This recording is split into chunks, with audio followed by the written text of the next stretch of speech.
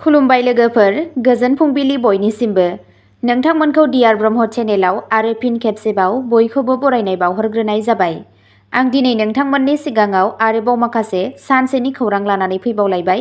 आसा खालामो नोंथांमोनहा खौरांखौ खोनासंनानै मोजां मोनगोन।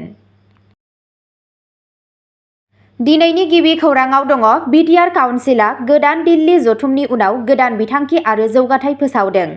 गोदान दिल्लीयाव बिटिआर गौथुमनि मोनसे गोनां जथुमनि उनाव गाहाय मावफुं सोद्रोमा प्रमद बर'आ खौरां बिजोंजों रायज्लायदोंमोन आरो ओनसोलनि जौगानायनि थाखाय गोबां मैखोम थिरांथा आरो बिथांखिफोरखौ फोरमायदोंमोन।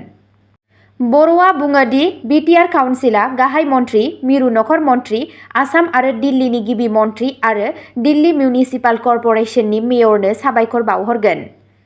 बेयो बड'फा उपेन्द्रनाथ ब्रह्मनि मुसुखा फसंनाय आरो दिल्लीयाव बिथांनि मुङै मोनसे लामानि मुं दोननायाव मदद होनायनि थाखाय साबायखर बावनो थाखाय। मुसुखाखौ सामलायनायाव हेफाजाब होनो थाखाय गौथुमा दिल्ली नोगोर निगमनो दानफ्रोमबो 25,000 रां होगोन। बर'आ बड'फानि थांनानै था आरो थांनानै थानो होनि खौरांनि सायाव बुंदोंमोन आरो खोथा होदोंमोन दि बिटिआर सोरखारा ओनसोलनि गासै मोन 26 हारिफोरजों खौसेयै खामानि मावबाय थागोन।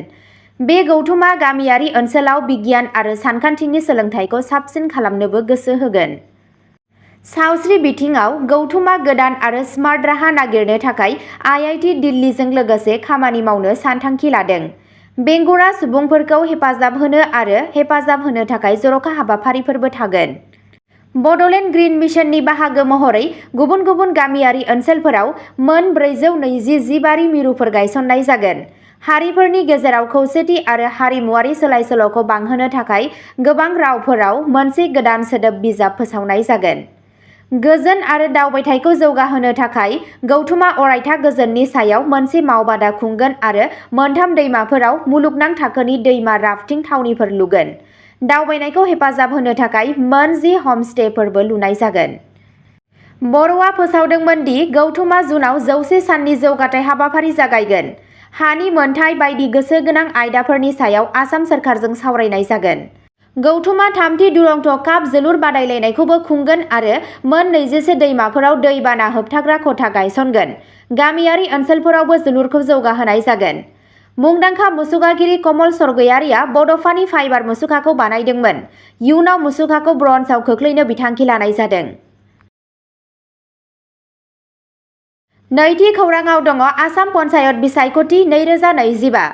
गिबि खोन्दोनि भट होनाया जोबबाय। रायजोआ 7 मेआव नैथि खोन्दोनि थाखाय नेगासिनो। आसाम राजखान्थियारि दावहानि फोथारा अर जोंखांनो थांगासिनो मानोना 2 मे सुक्रुबारखालि गोजौ थाखोनि पन्चायत बिसायख'थिनि गिबि खोन्दोआ जागायबाय। 50,000नि बांसिन गामियारि खुंथायनि मासिफोर आवग्रिनायजों बिसायख'थिखौ 2026 मायथाइनि गोनांथार बिधान सभा बिसायख'थिनि सिगांग्रो महरै नायनाय जायो। गिबि खोन्दोआव मोन 14 जिल्लाफोर जेरै तिनिसुकिया, डिब्रुगड़, चराइदेव, शिबसागर, माजुलि, जरहाट, गलाघाट, धेमाजि, लखिमपुर, सनितपुर, बिश्वनाथ, काछार, हाइलाकान्दि आरो गोदानै दानख'नाय श्रीभूमि जिल्लायाव भट होनाय जाबाय। नैथि खोन्दोआ 7 मेआव जागोन। थामथि खौराङाव दङ आसाम सोरखारा कार्बि आंलं जिल्लाफोराव मावख'आरि बाहायनायनि थाखाय कार्बि रावखौ बिथोन होदों। बावैसो मोनसे फोसावबिलाइयाव आसाम सोरखारा बिथोन होदों दि कार्बि आंलं आरो सोनाब कार्बि आंलं जिल्लाफोराव इंराजिनि अनगायैबो मावख'आरि सोरखारि जगाजग खालामनायाव कार्बि रावखौ बाहायनांगौ। आसाम सोरखारनि राजखान्थियारि बिफानजों फोसावजानाय मोनसे फोसावथायनि बायदिब्ला नं PLB 5602151110 अक्ट' 19 एप्रिल 2025 बिथोनखौ सिगांनि फोसावथाय नं PLB 56021578 अक्ट' 14 एप्रिल 2025 जाय मावख'आरि सोरखारि लाइजामफोराव असमियाफोरनि बाहायनायजों सोमोन्दो गोनां। गोदानै दाजाबदेरनाय बिथोनाव लिरनाय दं 3 ख कार्बि आंलं आरो सोनाब कार्बि आंलं जिल्लाफोराव मावख'आरि सोरखारि खामानिनि थाखाय कार्बि रावखौ इंराजिनि अनगायै बाहायनाय जागोन। बे फोसावथायाव आसाम सोरखार, नखर आरो राजखान्थियारि बिफाननि नेहाथारि पार्थ प्रीतम मजुमदारआ आगान होदोंमोन। ब्रैथि खौराङाव दङ आसाम रायजोआ मोनगोन गोदान फिसिनाय जुनार फाहामथाय देहा फाहामसालि। आसामनि गिबि मन्थ्रिया फोरमायदों। आसाम सरकारा 2025 मायथाइनि जोबनायथिं बाहायजानो गोनां गंथाम गोदानथार फिसिग्रा जुनार फाहामथाय देहा फाहामसालिजों लोगोसे गासै रायजोआव गोबां जुनार फाहामसालिफोर गायसननायनि बिथांखि फोसावदों। आसाम चिफ मिनिस्टार हिमन्त बिश्व शर्माया शुक्रबाराव ससियेल मिडिया प्लेटफर्म एक्सनि गेजेरजों जौगानायखौ फोसावनानै बुंदोंमोन, जोंनि अनजालु लोगोफोरनि थाखाय जुनिया जोथोन। आसाम सरकारा गंथाम फिसिनाय जुनार फाहामथाय देहा फाहामसालिफोरखौ जौगाहोनो मोनसे गुवार बिथांखि लादों, जाय 2025 मायथाइनि जोबनायसिम बाहायजागासिनो। जुनिया फिसिनाय जुनार फाहामसालिफोरा गुवाहाटी, बकाकाट आरो डिब्रुगड़आव फैगोन, जाय फिसिनाय जुनार आरो जिब-जुनार मोन्नैनिबो थाखाय जुनार फाहामथाय सिबिथायखौ जौगाहोनो थाखाय रायजोनि गुवार हाबाफारिनि मोनसे गुदि बिथा बानायगोन। समान महरै सोरखारा मोनबा गुबुन जिल्लाफोर कामरुप, गलाघाट, लखिमपुर, तिनिसुकिया आरो शिबसागराव माल्टि केयार जुनार फाहामसालिफोरबो गायसनगासिनो दं, जायनि थांखिया जुनारफोरनि गुवार सिमासिम गोदान मुगानि जुनार फाहामथाय सिबिथाय होनाय। बेफोर मिरुफोरा नोगोर आरो गामियारि मोन्नैबो ओनसोलाव जौगा जुनार फाहामथायनि खाबुखौ मख'जाथाव महरै बांहोगोन होनना मिजिंथिनाय जादों। बाथि खौराङाव दङ सोनाब बेंगलनि रेलवे स्टेशनाव पाकिस्ताननि फिरफिला बिरहोनायनि दायाव सानै हमजादों। मोनसे सोमोनांथाव जाथाय। सोनाब बेंगलनि मोनसे रेलवे स्टेशनाव पाकिस्ताननि फिरफिला बिरहोनायनि थाखाय सानै सुबुंखौ खानाय जादोंमोन। हमजानाय सुबुंफोरनि सिनायथिखौ चन्दन मालाकार आरो प्रजनजित मण्डल होनना मिथिनाय जादों। बिबानगिरिफोरनिफ्राय गोख्रै राहा लानो थुलुंगा होदों। बुंनाय जायो दि सानैबो सुबुङा सनातनी एकता मंच हानजाजों सोमोन्दो दं। बिसोरनि मावनायनि उननि थांखिखौ मिथिनो थाखाय आथिखालाव मोनसे नायबिजिरनाया सोलिगासिनो दं। द'थि खौराङाव दङ जुदि आंनि बेरेखायै गसर थिसनोब्ला मा जागोन? गिबि मन्थ्रिया तरुण गगैनि सायाव आरो मा बुंखो? गिबि मन्थ्रि हिमन्त बिश्व शर्माया शुक्रबारखालि गावनि नखरारि बियाबाव माराथन बिसायख'थि फोसावदिंनायखौ जागायो।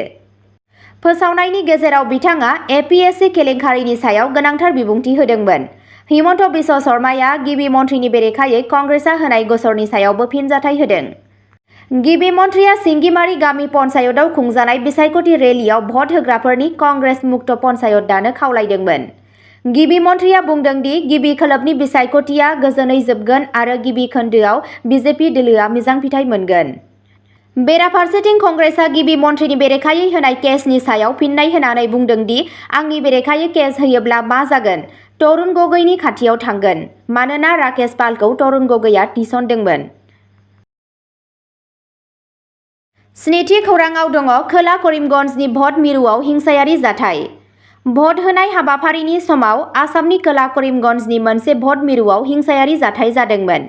बे दाङाबाजिया सुबुंफोरनि मोननै हान्जानि गेजेराव जादोंमोन, जायखौ राजखान्थियारि दोलोनि मददगिरि होनना फोथायनाय जायो। बे बुलायनायाव माखासे भट होग्राफोरजों लोगोसे गोबां सुबुंफोरा जोखोम जादोंमोन। पुलिस आरो रैखाथि गोहोआ थासारिखौ सामलायनो नाजादोंमोन, नाथाय होंगो-दोंगोआ गाग्लोबजानो हमनायजों लोगोसे बेकआपनि गोनांथि दंमोन। जोखोम जानाय सुबुंफोरखौ फाहामथायनि थाखाय खाथिनि देहा फाहामसालियाव लांनाय जादोंमोन। बिसायख'थि आय'गआ नायबिजिरनो बिथोन होदों आरो गोख्रों राहा लानायनि खोथा होदों। आरोबाव जेंनाखौ होबथानो थाखाय ओनसोलाव बांसिन रैखाथि होनाय जादों।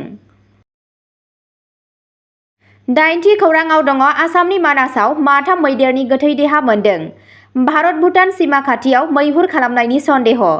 रायजोआव पन्चायत बिसायख'थि जाबाय थानाय समावनो मानास माहारियारि हाग्रामा सिङाव माथाम हाग्रानि मैदेरखौ मैहुर खालामग्राफोरा बुथारदों। मानास हायुङारि पार्कनि पानबारि रेन्जनि सिङाव थानाय गुदु हाग्रानि सिङाव बे माथाम मैदेरखौ बुथारनायनि जाथाया सोराङाव फैदों। पानबारि रेन्जनि भारत-भुटान सिमायाव थानाय फालें लैथो बिटनिफ्राय एसे गोजानाव माथाम मैदेरनि गुलिजों बुंफबनाय गोथै सह'खौ बोखांनाय जादों। बे माथाम मैदेरखौ गोथौ हाग्रायाव मैहुर खालामग्राफोरा बुथारदों होनना सन्देह' खालामनाय जादों। जाथाया सोराङाव फैनायनि उनाव हाग्रा बिफाननि मोनसे हानजाया जाथाय जायगायाव सौहैदों, नाथाय बेनि गुबै खिथाखौ दासिमबो मिथिनो मोननाय जायाखै।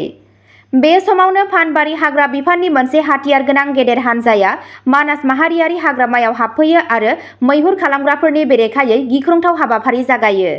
पानबारि रेन्ज ओनसोल, जायखौ मोनसे समाव मैहुर खालामग्राफोरनि मिरु महरै मिथिनाय जायोमोन, उनाव बीटीसी खुंथाय, एबसु आरो गुबुन गुबुन मिथिंगाखौ मोजां मोनग्रा हानजा आरो आफादफोरनि नाजानायजों गुबै लामायाव लाबोफिननाय जादोंमोन। दायो नायबिजिरनाया सोलिगासिनो दं। अब्ला दिनैनि भिडिअ'आ एसेनोसै। नोंथांमोनहा जुदि सोरबाफोर सानसेनि फानजामुथि नायनानै मोजां मोनो अब्ला स्क्रिनाव होनाय चेनेल बड' इनफ' पइन्टआव थांनानै नायहैनो हागोन। चेनेलनि लिंकखौ डिस्क्रिप्शनावनो होनाय जादों। गोजोन्थों।